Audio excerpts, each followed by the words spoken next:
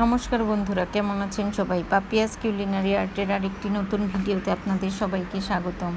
আজকে আমি রান্না করব অনেক দিন পরে ব্রয়লার চিকেন। আর এই চিকেনটা অনেকের কাছেই খেতে ভালো লাগে না, তবে আমি যেভাবে রান্না করছি এভাবে রান্না করলে খেতে ভালো লাগবে। আবার অনেকের কাছে একটু গন্ধ মনে হয়, কিন্তু এই চিকেন আমি যেভাবে রান্না করলাম এই প্রসেসে রান্না করলে আসলে কোনো গন্ধ থাকে না, আর খেতে হয় ভীষণ ভালো।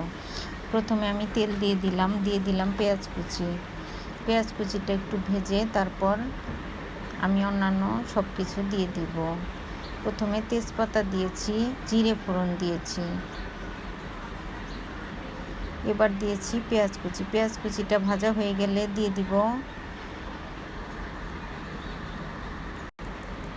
দিব আমি আদা বাটা আর রসুন বাটা। তবে তার আগে আলুগুলো একটু ভেজে নিই। আলুর সাথে কয়েকটা আস্তা রসুন অবশ্য চলে গিয়েছে।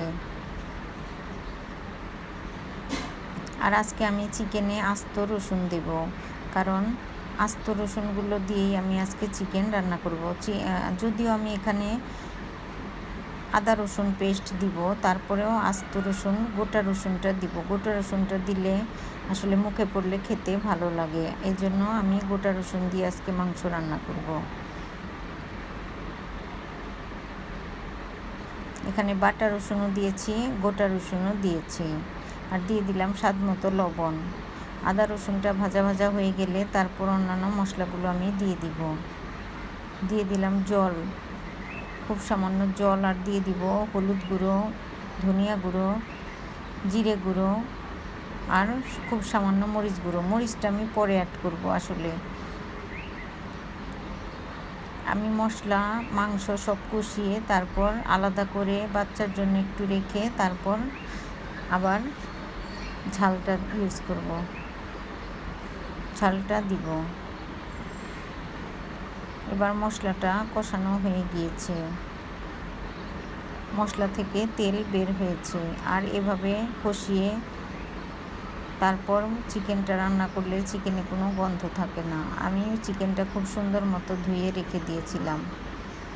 চিকেনটা দিয়ে চিকেনের সাথে মশলা আমি খুব ভালো মতো কষিয়ে নিব।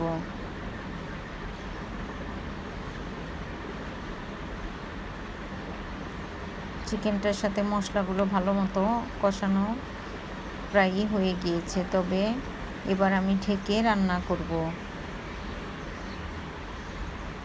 আর চিকেন থেকেই আস্তে আস্তে জল উঠবে, আর এই জলেই চিকেন রান্না হয়ে যাবে, চিকেনটা কষানো হয়ে যাবে। আর ঝোলের জন্য আমি তো জল দিবই, তবে চিকেনের এই জলেই চিকেনটা সেদ্ধ হয়ে যাবে। ব্রয়লার মুরগি সেদ্ধ হতে তেমন একটা সময় লাগে না।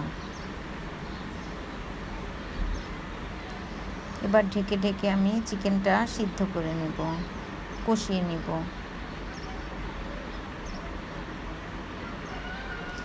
আমি আজকে রসুন দিয়েছি গোটা গোটা, আর এই গোটা রসুনগুলো আমি আজকে দিয়েছি গোটা রসুন, আর গোটা রসুনগুলো দিয়ে ভাত মেখে খেতে ভীষণ ভালো লাগে। এবার দিয়ে দিলাম টমেটো, আমি একটা টমেটো কেটে ধুয়ে দিয়ে দিয়েছি।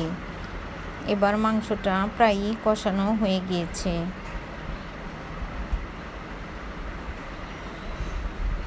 আর মনে রাখতে হবে মাংস যেন নিচে থেকে লেগে না যায়, যেহেতু আমি এখানে জল দিয়ে মাংসটা সিদ্ধ করিনি, মাংসের জল দিয়ে মাংসটা কষানো হয়ে গিয়েছে।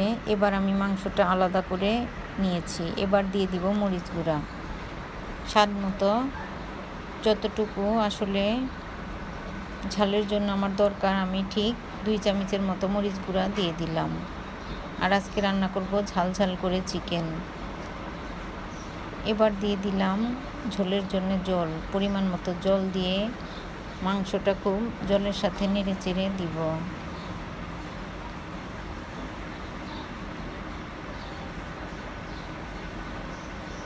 আমি ঝাল ছাড়া মাংসটাও ঝোলের জন্য জল দিয়ে দিলাম। এবার রান্নাটা করে নেব। তো বন্ধুরা, আমার আজকের এই ভিডিওটা কেমন লাগলো অবশ্যই জানাবেন। যদি ভালো লাগে তবে একটা লাইক কমেন্ট শেয়ার করার অনুরোধ রইল। যারা ফেসবুক থেকে দেখছেন তাদেরকে অনুরোধ রইল আমার ফেসবুক পেজটি ফলো করার, যারা ইউটিউব থেকে দেখছেন তাদেরকে অনুরোধ রইল আমার ইউটিউব চ্যানেলটি সাবস্ক্রাইব করার। এবার ঝোলটা জাল হয়ে গিয়েছে, অনেকটাই জাল হয়ে গিয়েছে, ঝোলের জলও শুকিয়ে গিয়েছে। এবার আমি দিয়ে দিলাম গরম মশলা গুঁড়ো।